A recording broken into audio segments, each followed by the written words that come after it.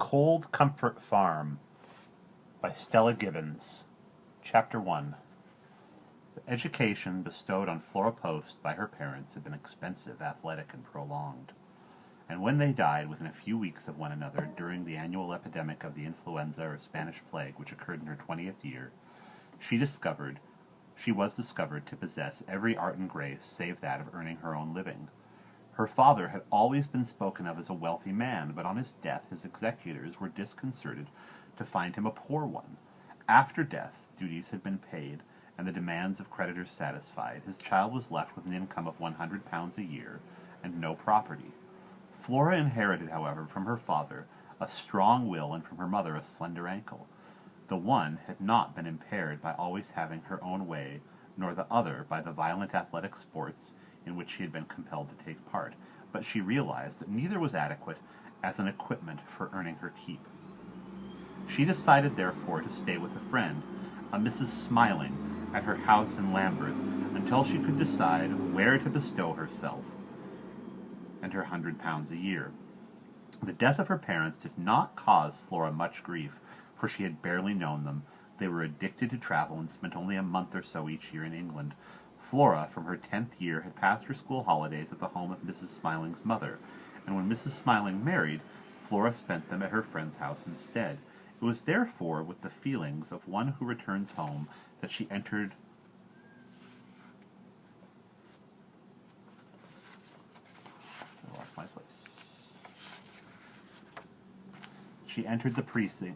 the precincts of Lambeth upon a gloomy afternoon in February, a fortnight after her father's funeral.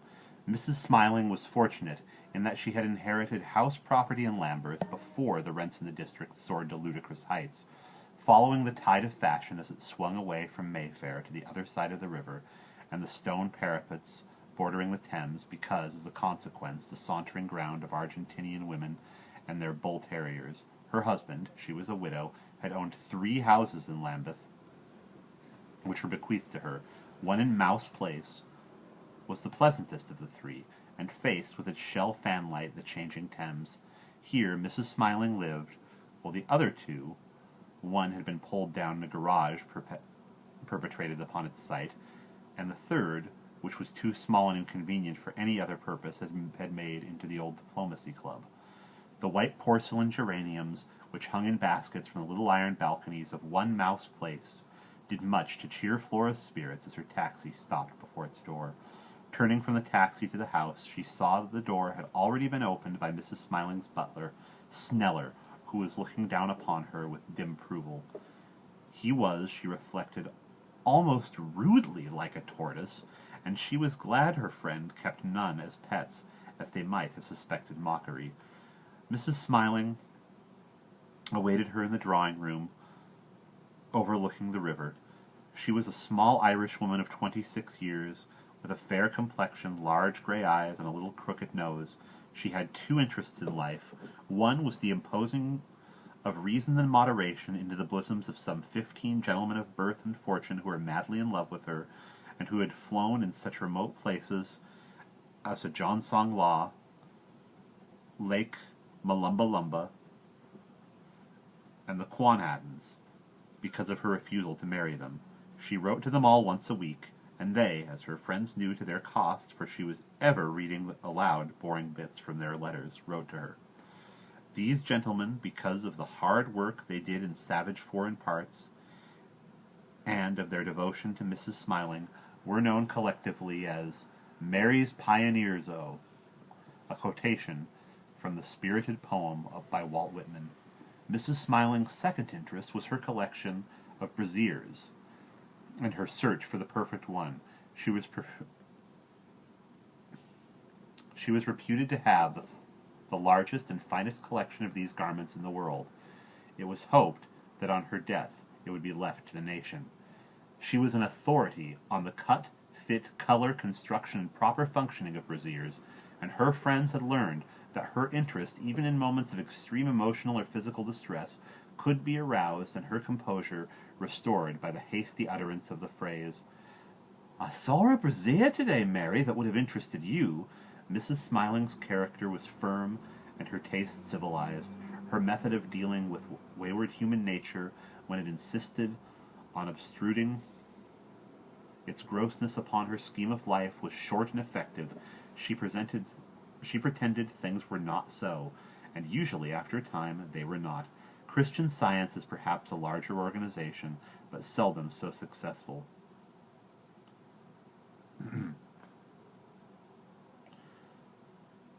Of course, if you encourage people to think they're messy, they will be messy, was one of Mrs. Smiling's favorite maxims. Another was, nonsense, Flora, you imagine things.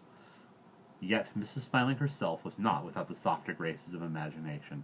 Well, darling, said Mrs. Smiling, and Flora, who was tall, bent and kissed her cheek. Will you have tea or a cocktail? Flora said she would have tea. She folded her gloves and put her coat over the back of a chair, and took the tea and a cinnamon wafer.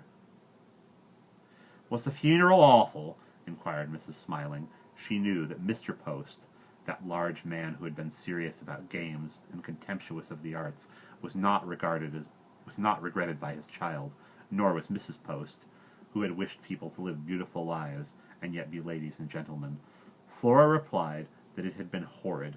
She added that she was bound to say all the older relatives seemed to have enjoyed it no end. Did any of them ask you to go live with them? I meant to warn you about that. Relatives are always wanting you to go and live with them, said Mrs. Smiling. No, remember Mary? I only have £100 a year now, and I cannot play bridge. Bridge? What's that? Inquired Mrs. Smiling, glancing vaguely out the window at the river.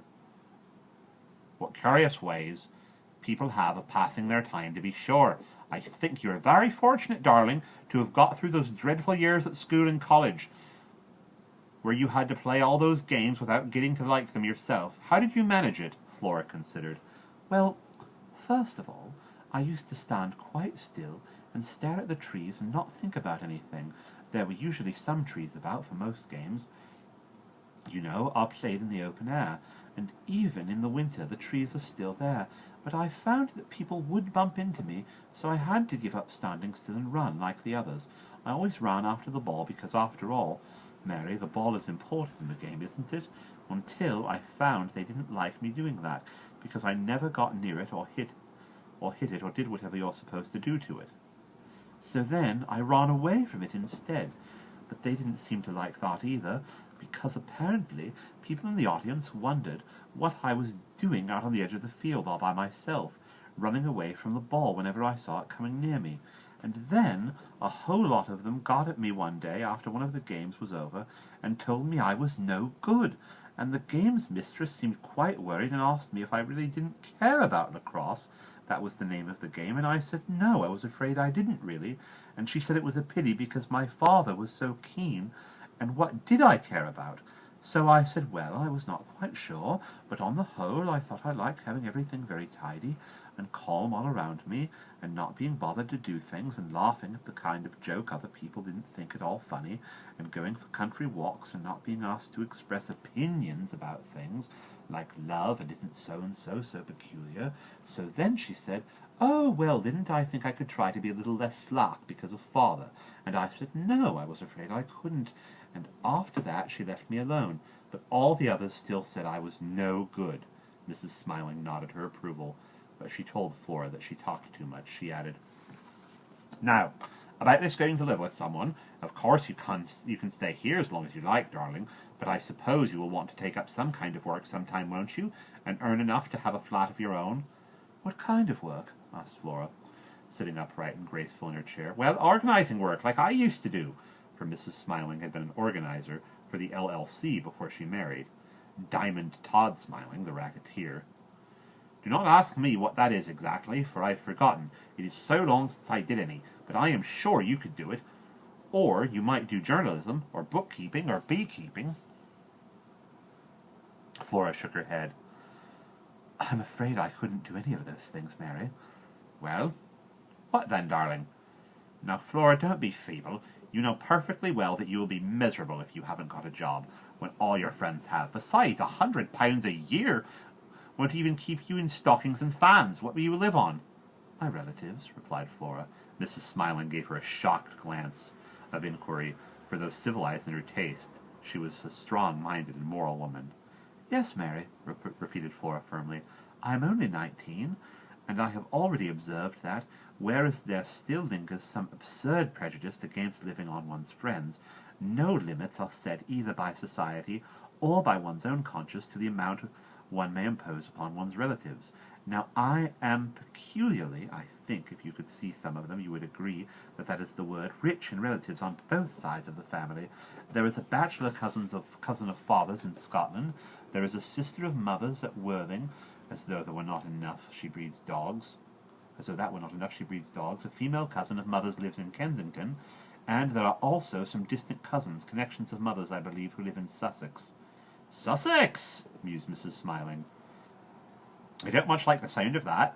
Do they live on a decaying farm?" "I am afraid they do," confessed Flora reluctantly. "However, I need not try them unless everything else fails.